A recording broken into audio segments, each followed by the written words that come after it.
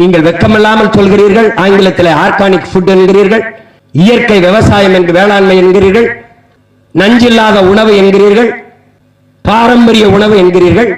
எங்களுடைய சாணியும் ஆட்டின் புழுக்கையும் இல்லாத உங்களுக்கு இயற்கை உரம் எது? இயற்கை உரம் எது?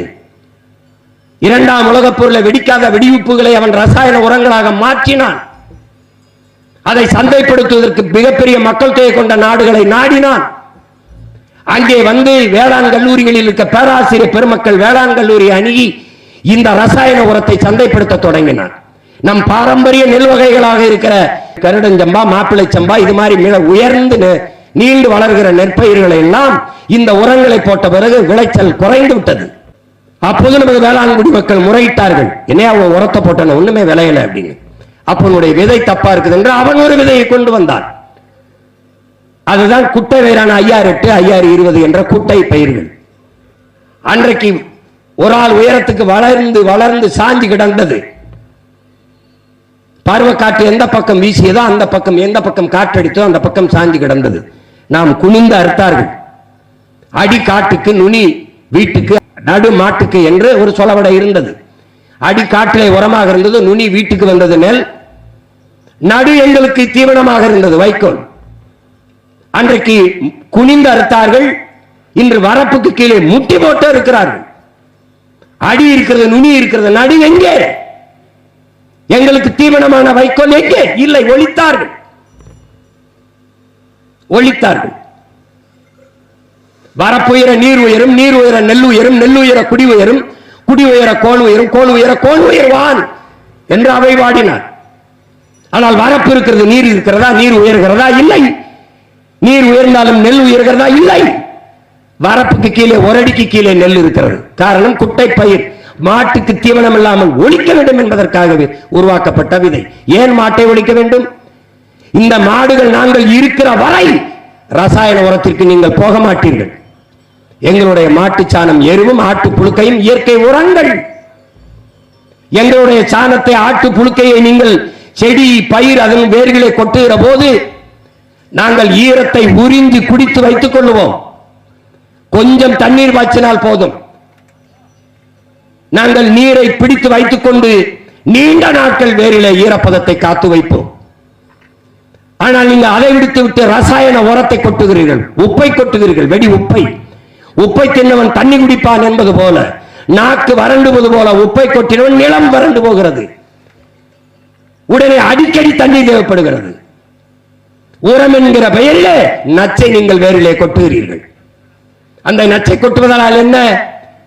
எங்களுடைய சாணமும் ஆட்டு புழுக்கையில் இருக்கும் போது பல லட்சக்கணக்கான, பல கோடிக்கணக்கான நுண்ணு உயிரிகள் அங்கே உருவாகிறது. அவை அந்த நீரை தங்களின் உணவு தேவைக்கு எடுத்து அதை பயிருக்கு உணவாக, செடிகளுக்கு உணவாக மாற்றி கொடுக்கிறது. அந்த இடத்திலே நீங்கள் ரசாயன வெடியை, உப்பை கொட்டும் போது, இந்த வேதி உப்பை கொட்டுகிற போது அந்த நுண்ணுயிர்கள் செத்து போகிறது. அதனால் நிலத்தின் வளம் கெட்டு போகிறது, உங்க மண் மலடாகி போகிறது. இதையெல்லாம் காலங்காலமாக உங்களோடு வாழ்ந்த உங்களுடைய பெரிய தகப்பன் இயற்கை வேளாண் பேரறிஞன் கத்தி கத்தி செத்தானே, காதிலே விழவில்லையா? விழவில்லையா? நஞ்சில்லா உணவு, அதுவே நம் கனவு என்றான். மலை காடுகளுக்குள் எங்களை மேய்க்க விடவில்லை, சமநிலத்திலே அது எங்களை மேய்க்க விடுகிறீர்களா? சிப்பாடு தொழிற்சாலை, விமான நிலையம் கட்டுகிறோம், பேருந்து நிலையம் கட்டுகிறோம், வீடுகளை கட்டுகிறோம், எல்லாவற்றையும் பறித்து ஒரு விழுக்காடு தான் மேச்சலம் இருக்கிறது என்கிறார்கள். ஆக்கிரமிப்பாளன் எல்லாருமே அந்த ஒரு விழுக்காட்டை தான் குறிவைத்து ஆக்கிரமிக்கிறார். எங்களுடைய சாணம், எங்களுடைய கழிவு உரமாக இருந்தது. நீங்கள் சாண குழி, குப்பை கிடங்கு வைத்து 6 மாதத்திற்கு அதை மக்க வைத்து உரமாக்கி விளைநில காலங்களில், உழவு காலங்களில் நிலத்தில் கொண்டு கொட்டுவீர்கள். சுமந்து கொண்டு போய் நிலத்தில் கொட்டியது யார்? நாங்கள் தான். எங்கள் முதுகிலே வண்டியை ஏற்றி அதிலே வெட்டி கொண்டு போய் நிலத்திலே கொட்டுவீர்கள். மறுபடி உழுவோம், நாங்கள் தான் உழுவோம். விளை வைத்து அறுவடை செய்வீர்கள். கட்டை யார் தூக்கி வருவார்? நாங்கள் தான் தூக்கி வருவோம். எங்கே? களத்திலே கொட்டுவோம், புனையல் அடிக்கிற இடத்திலே அடிப்பீர்கள். அடித்து எங்களை என்ன பண்ணுவீர்கள்? புனையலாக போட்டுவீர்கள். எங்கள் காலால் மிதித்து நெல்மணிகளை உதிர்ப்போம். இதற்கெல்லாம் பரிசு எது? வைக்கோல். நெல்லை நீங்கள் எடுத்துக்கொண்டு வைக்கோலை தருவீர்கள். நெல்லை அவித்து அதை பிரிச்சு அறவையிலே கொடுத்து பிரிச்சு அரிசியை நீங்கள் எடுத்துக்கிட்டு தவிட்டை எங்களுக்கு தருவீர்கள். அரிசியை சமைச்சு உணவாக சாப்பிட்டு விட்டு பழைய கஞ்சி, மிச்ச கஞ்சி, எச்சி கஞ்சியை எங்களுக்கு தண்ணி தொட்டியிலே ஊத்துவீர்கள். வடிச்ச கஞ்சி இருக்கிற நீச்ச தண்ணி மிச்சத்தை தூக்கி எங்களுக்கு தொட்டியிலே ஊத்துவீர்கள். உங்கள் உணவிலே மிச்சத்தை நாங்களும் சாப்பிட்டு சாப்பிட்டு உங்களுக்கு உங்களோடு உங்களாக உழைத்த உயிர்தான் நாங்கள். நாங்கள் அற்ப மாடுகள் அல்ல, அரிய செல்வங்கள் என்பதை நீங்கள் அறிய தவறினால் உங்களைப் போல பதர்கள் உலகில் எவரும் இல்லை. நீங்கள் ஒரு தற்சார்பு வாழ்க்கையை வாழ்ந்து கொண்டிருந்தீர்கள். தற்சார்பு பொருளாதாரத்தை, எவனையும் சார்ந்து வாழாத வாழ்க்கையை நீங்கள் வாழ்ந்து கொண்டிருந்தீர்கள். இப்போது இது எல்லாத்தையும் விடுத்து ஆடு மாடுகளை இந்த எங்களை கொன்றுவிட்டால் நாங்கள் இருக்கிற வரை நீங்கள் செயற்கை உரத்திற்கு செல்ல மாட்டீர்கள். அதனால் எங்களை அழிக்க வேண்டும், நாட்டு மாட்டு இனத்தையே ஒழிக்க வேண்டும். அதற்கு அவன் முதலில் போட்ட திட்டம் ஜல்லிக்கட்டுக்கு தடை. இந்த மாடுகள் இருக்கும் வரை நாட்டுப்பாட்டு இனப்பெருக்கம் தொடர்ந்து கொண்டே இருக்கும். இப்ப இந்த மாடுகளின் மீது, காளைகளின் மீது அக்கறை இருப்பது போல இதை வதை என்று சொல்லி இதை ஒழிக்க முடிவு பண்ணார். அதையும் போராடி தகர்த்தவர்கள் உங்கள் முன்னால் நின்று இவ்வளவு நேரம் பேசிக் கொண்டிருக்கிற இந்த மகன் தான். நாட்டு மாடு என்றால் அல்ல, நாட்டு மாட்டின் பால் ஏட்டு வகை, எருமை மாட்டு பாலின் ஏட்டு வகை, அது தாய்ப்பாலும் ஏட்டு வகை, மாட்டுப்பாலும் ஏட்டு வகை. நீங்கள் வைத்திருக்கிற சீமப்பசின் மாட்டின் தரம் A1. பாலே இல்லாத ஒன்றை A1 என்று, நமக்கு 1 என்பது நம்பர் 1 என்பதை பிடிக்கும். அதனால் தரமற்றதை 1 என்றும் தரமானதை 2 என்றும் மாற்றி மண்டைக்கிலே ஏற்றினார்கள். இன்னும் முழுமையாக ஜல்லிக்கட்டுக்கு தடை நீங்கவில்லை. ஜல்லிக்கட்டுக்கு போராடிய பிள்ளைகளின் மீது போடப்பட்ட வழக்கு இன்று வரை நீக்கப்படவில்லை, அப்படியே இருக்கிறது. நாட்டு மாட்டு இனத்தை அழிக்க துடிப்பதன் காரணத்தை நீங்கள் நன்கு அறிந்து கொள்ள வேண்டும்.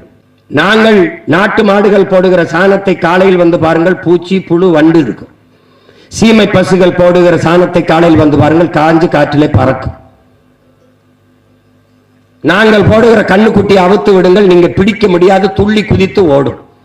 சீமை பசு போடுகிற கண்ணுக்குட்டி அவுத்து விடுங்கள், அரை அடி கூட நகராது. வேண்டுமானால் சோதித்து பாருங்கள்.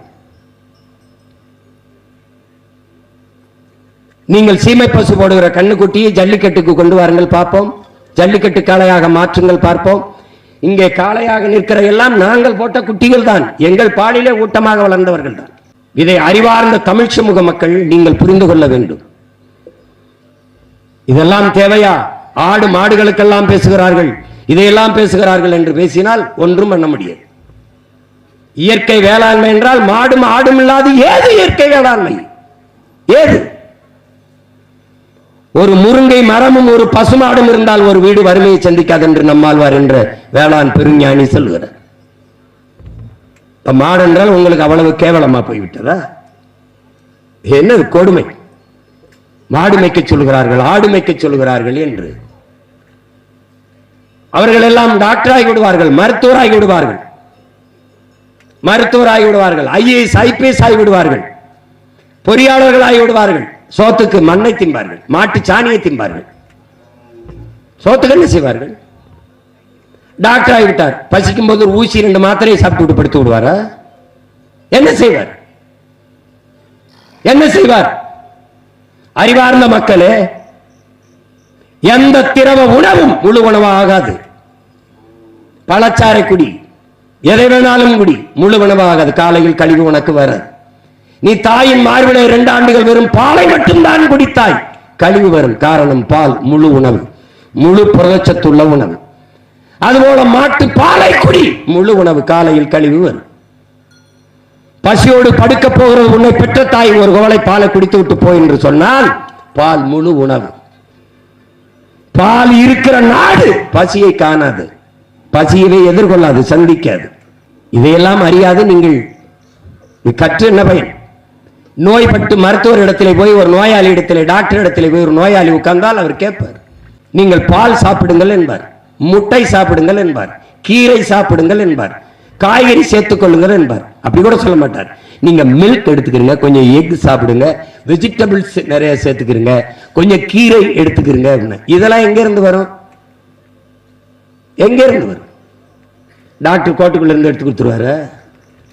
எங்க ஆத்தால போய் காட்டுல விவசாயம் பார்க்கணும், என் ஆடு மாடு அவனோட சேர்ந்து உழைக்கணும், பால் வரணும்னா யாரு மேய்க்கணும். இதெல்லாம் புரியாத ஒரு கூட்டத்திடத்திலே பேசி பயன் என்ன இருக்கிறது? பயன் என்ன இருக்கிறது?